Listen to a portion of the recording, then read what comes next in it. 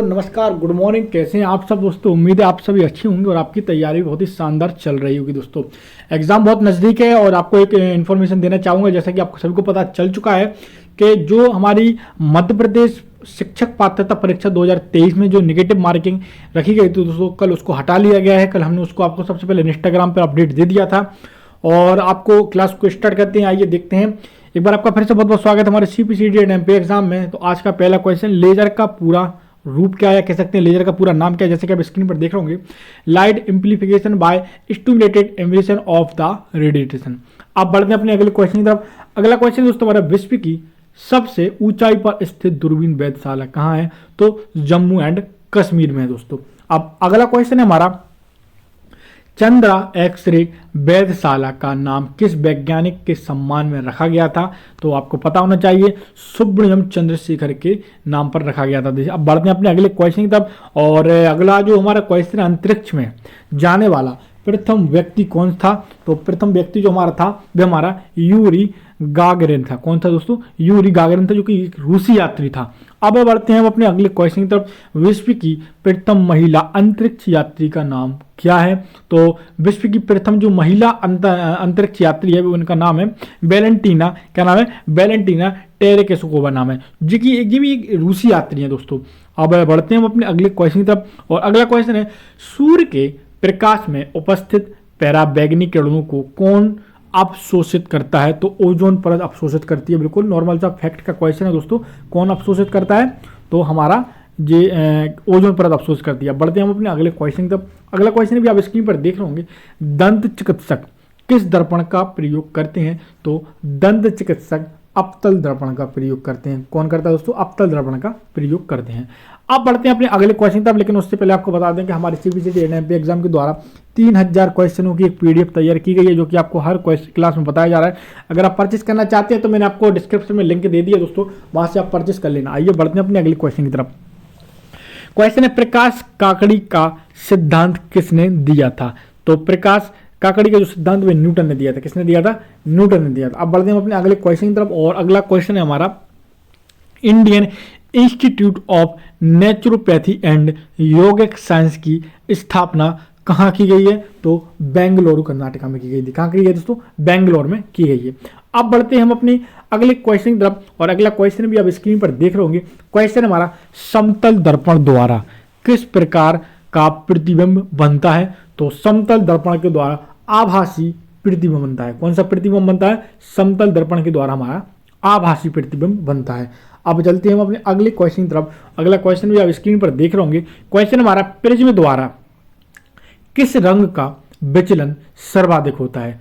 तो प्रिज्म के द्वारा बैगनी रंग का विचलन सबसे अधिक होता है दोस्तों। अब बढ़ते हैं हम अपने अगले क्वेश्चन की तरफ। और अगला क्वेश्चन भी आप स्क्रीन पर देख रहे होंगे।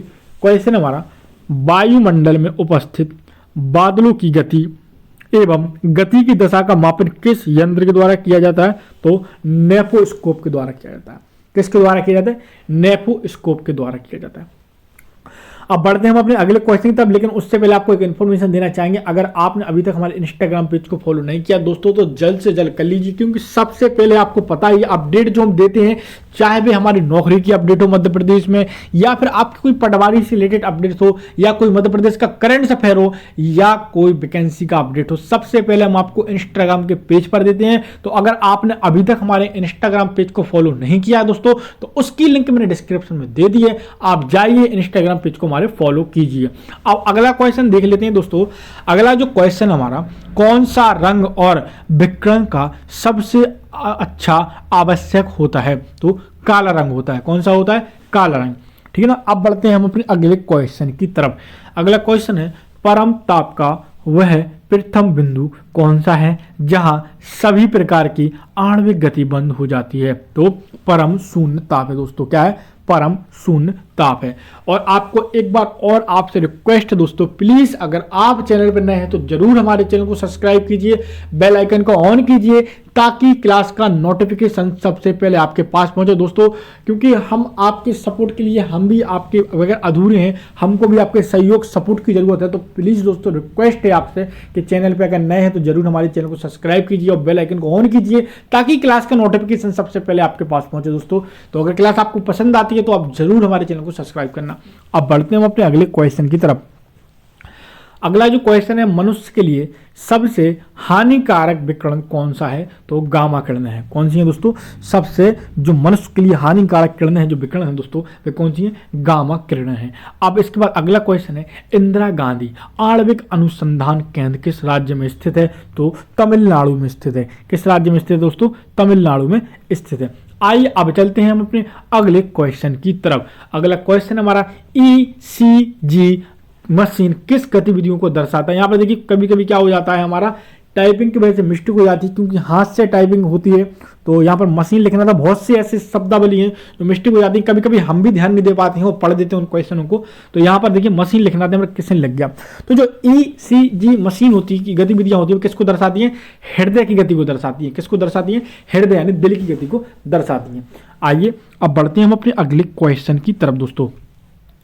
अगला क्वेश्चन हमारा, किस भारतीय वैज्ञानिक को प्रकाश के परिक्रमण की व्याख्या तथा रमण प्रभाव की खोज के लिए नोबेल पुरस्कार प्रदान किया गया था? तो वेंकटरमन को किया गया था। किसको किया गया था? वेंकटरमन को किया गया था और 1930 में किया गया था दोस्तों। अब बढ़ते हैं हम अपने अगले क्वेश्चन की तरफ दोस्तों, और अगला क्वेश्चन भी आप स्क्रीन पर देख रहे होंगे। क्वेश्चन हमारा, राष्ट्रीय भौतिक प्रयोगशाला कहाँ स्थित है? तो याद रखिए, तो राष्ट्रीय भौतिक प्रयोगशाला है वह हमारी नई दिल्ली में स्थित है। अब बढ़ते हैं हम अपने अगले क्वेश्चन की तरफ। अगला क्वेश्चन है, भारतीय तकनीकी अनुसंधान संस्थान कहाँ स्थित है? तो लखनऊ में स्थित है। कहाँ है दोस्तों? लखनऊ में स्थित है। अब आपको एक बात बताना चाहूंगा कि हमारी अभी जितनी भी क्लासेस चल रही हैं, आप इनको लेक्चर के तौर पर सुनिए। लेक्चर के तौर पर सुनेंगे, आपको सुनने से ही बहुत से क्वेश्चन ऐसे ही याद हो जाएंगे, क्योंकि हम आपको अभी वन लाइन फैक्ट पढ़ा रहे हैं। तो आप जितना हो सके इनको लेक्चर के तौर पर सुनिए। सुनने से आपको बहुत से क्वेश्चन क्लियर हो जाएंगे, और जो क्वेश्चन अगर आपको आता भी होगा, हम जैसे ही अगर आपका क्वेश्चन पढ़ेंगे, आपको उससे पहले ही आंसर आ जाएगा दोस्तों। और आपको पता है हमारी हिंदी की क्लास का टाइम चेंज हो चुका है। हिंदी की क्लास का जो हमारा समय है वह 6 बजे का हो चुका है। तो आप 6 बजे हिंदी क्लास देखना मत भूलिए, और दोपहर 3 बजे मध्य प्रदेश सामान्य ज्ञान की स्पेशल क्लास चलिए, उसको भी देखिए। अब क्वेश्चन हमारा, भारतीय तकनीकी अनुसंधान संस्थान केंद्र कहाँ है? तो लखनऊ में है।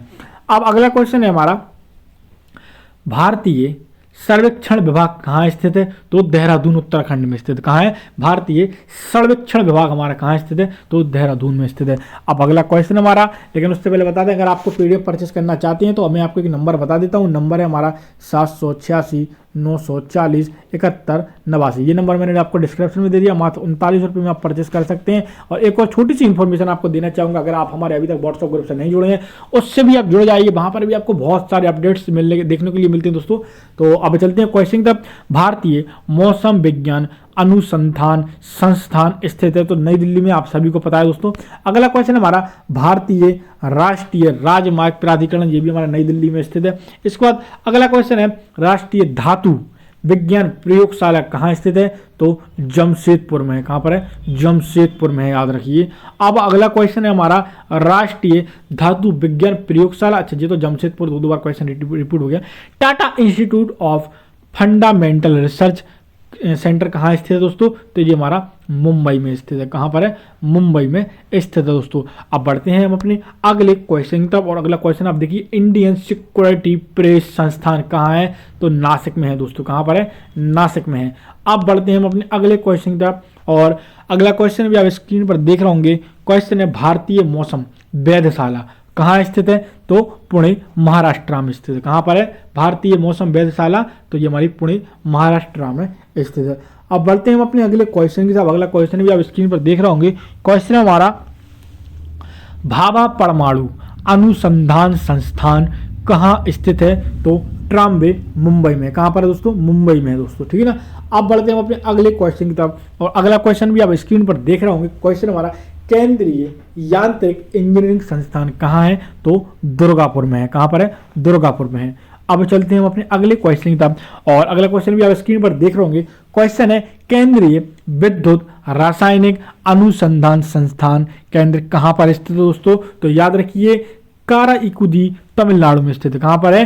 केंद्रीय विद्युत रासायनिक अनुसंधान काराइकुदी तमिलनाडु में स्थित है। आपको फिर से बताना चाहेंगे इंस्टाग्राम पेज को जल्द से जल्द फॉलो कर लीजिए, क्योंकि आपको बहुत सारी updates Madhya Pradesh current affair jobs update के साथ साथ आपको पटवारी के अपडेट्स भी वहां पर देखने के लिए मिल रहे हैं। लिंक मैंने डिस्क्रिप्शन में दे दिया है, तो आप जल्द से जल्द उसको क्या करिए, हमारे इंस्टाग्राम पेज को फॉलो कर लीजिए। क्वेश्चन हमारा, वायुमंडलीय दाब को मापने एवं स्वतः ग्राफ पर चित्रित करने वाला यंत्र कहलाता है, तो बैरोग्राफ कहलाता है। क्या कहलाता है दोस्तों? बैरोग्राफ कहलाता है दोस्तों। ओके ना, तो आज के लिए क्लास में इतना ही है दोस्तों, और उम्मीद है क्लास आपको पसंद आई होगी।